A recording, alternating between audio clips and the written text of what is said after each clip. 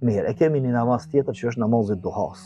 Namazi duhas, ose namazi i njerëzve të mirë, njerëzve që kthehen tek Allahu i lartësuar në një rast të shqujt. Pastaj namazi i lindjes, kështu i kanë thonë, sepse koha e tij është, pa thonë dikon 20 minuta, 25 minuta, gjysmë ore, masi të lind dielli, derisa të hyjë koha e drekës. Domthonë deri para se të hyjë koha e drekës deri në senet. Namazi i duhas folet shumë për të. Edhe pejgamberi alayhi salatu wasallam është përmend në 3 hadithe.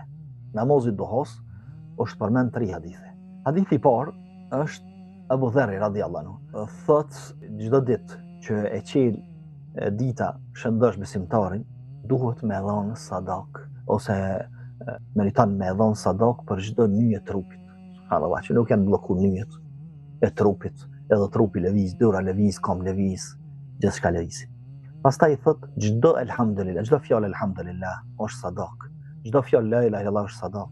Urdhërimi për të mirë, ndalimi nga e keqja është sadak. Do të thonë çka me çdo sadaka e falenderojmë Allahun e lartësuar për nyjet që na i kalon të lëvizshme dhe elastike, dhe nuk na i ka koqit nyjet e trupit, më na u koqit dora, Zoti na rujtë se më na u koqit trupi. Pastaj thot krejt këtu tek çtu sadaka që duhet me dhon, sa nyje kemi në trup tash, llogarit për çdo nyje me dhon sadaka, subhanallah.